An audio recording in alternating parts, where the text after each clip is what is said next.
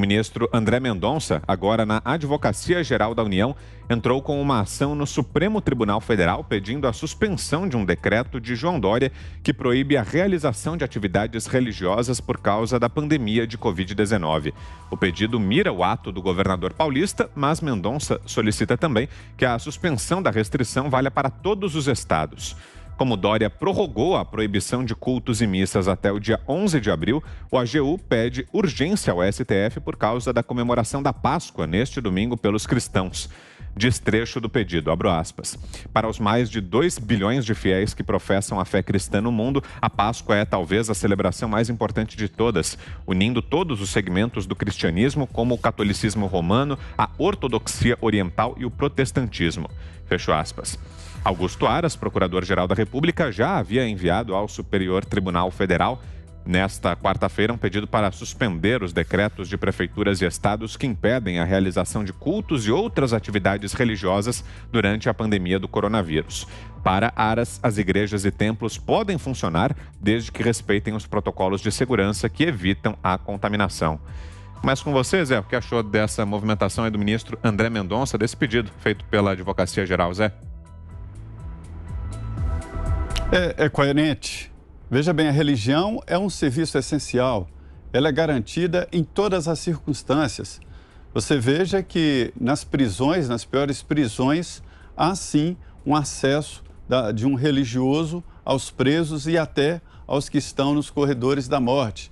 Nas guerras, os capelões e os pastores agora, vão à linha de frente consolar e acompanhar os soldados. Normal, em todos os lugares, sempre houve esse acompanhamento. Em momentos assim, de uma tragédia, que é uma tragédia que se abateu entre nós, ainda é mais necessária a religião e o conforto que a religião dá. Nós, católicos, estamos agora, simbolicamente, vivendo os piores momentos. Os momentos de treva, que é exatamente a Quaresma. Hoje é Quinta-feira Santa, amanhã é a Sexta-feira Santa, onde é o máximo do sacrifício de Jesus por todos nós, para a libertação de todos nós. Amanhã é o momento em que ele será sacrificado, depois daquela via sacra, onde ele desfila com a cruz e é crucificado na cruz ao lado de 2 ladrões, e vem o domingo de Páscoas. Isso significa o renascimento, não há nada melhor do que o renascimento, que é um congraçamento, ou seja, é uma reafirmação da fé num Deus vivo que reviveu. Estou contando isso para dizer a importância que o procurador dá a essa data, e é real, é uma importância real. Portanto, acho que ele tem toda a razão, tanto no mérito quanto na ideia de dar esta importância a esse momento de Páscoa, que não é só, também, mas não é só a distribuição de chocolates. Só uma rápida correção, o pedido do Procurador-Geral da República foi enviado, na verdade, ao Supremo Tribunal Federal, não ao Superior Tribunal de Justiça. E aí, Ana, o que achou do pedido feito pelo ministro André Mendonça, Ana?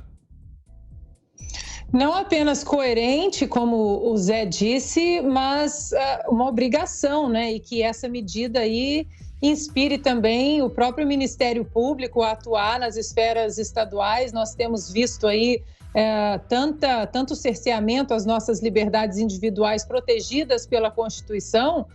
Essa questão aqui nos Estados Unidos, Vitor, já foi superada. A Suprema Corte Americana já derrubou aí várias ordens executivas de vários governadores em vários estados dos Estados Unidos que colocaram exatamente essas medidas restritivas em relação ao fechamento de igrejas, sinagogas, templos. Esse caminho aqui já foi superado. Essa semana nós tivemos, inclusive, uma decisão da Suprema Corte de Wisconsin, que aqui os estados, eles também têm as suas Supremas Cortes, e que também derrubou mais uma tentativa de fechar aí os cultos religiosos, principalmente numa semana importante, né, para os cristãos, essa Semana Santa. Eu queria só colocar aqui até como uma notícia inspiradora, quem sabe, né, nossos procuradores aí do Ministério Público por todo o país não se inspirem, não apenas nessa medida que a gente está noticiando, mas numa medida da desembargadora Ângela Catão, Vitor, do TRF1 do Distrito Federal, que derrubou uma decisão que determinava um retorno ao lockdown. A decisão libera a reabertura do comércio decretada pelo governador na segunda-feira e suspensa pela Justiça Federal no dia seguinte. E aí, olha o que a desembargadora colocou na decisão dela, Vitor. Abro aspas, o Poder Judiciário não pode se imiscuir no mérito das decisões administrativas, substituindo-se ao administrador público para que esta ou aquela função, ainda que a pretexto de efetivação de preceitos constitucionais. Ou seja, nós estamos vendo aí, como a gente vem falando quase todos os dias aqui, né, um cerceamento das nossas liberdades, não apenas individuais, mas constitucionais. Então, nós temos que cobrar, sim, que elas sejam protegidas. Fiuza. Estão preocupados mesmo com segurança sanitária? Então, vamos perguntar, é mais fácil fiscalizar a conduta das pessoas em igrejas e em templos ou da população socada, por exemplo, nas periferias, em casa e arredores por um feriadão da mentira? Então, não tem critério nenhum. Foi o que aconteceu lá na Alemanha. Quer dizer, a Angela Merkel decretou lá um desses lockdowns estúpidos, irracionais, sem critério, que impressionantemente continuam, né, sendo colocados em frente. E ela recuou, porque a igreja veio dizer, olha, temos aqui as condições de seguir o protocolo de distanciamento, de higienização, circulação de ar, não é isso? Então, esses tarados do lockdown, eles mandaram o bom senso embora há muito tempo. Né? Quer dizer, as favelas do Rio de Janeiro, né, elas têm... no geral, uma média de óbitos abaixo da média nacional, por exemplo. Né?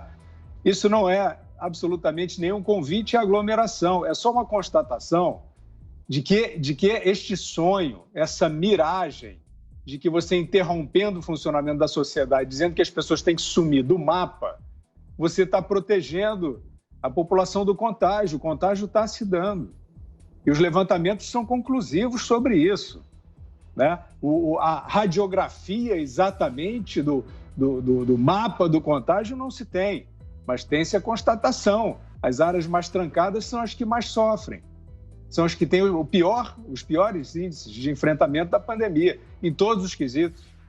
Então, o que a gente percebe é que felizmente começa uma onda de bom senso, de responsabilidade pública, caçando essas decisões que são ditatoriais e não científicas, e aqueles que insistiram por tanto tempo sem poder demonstrar a eficácia, eles vão ter que pagar, eles vão ter que responder por essas medidas dramáticas que insistiram durante tanto tempo, não se sabe com que motivo.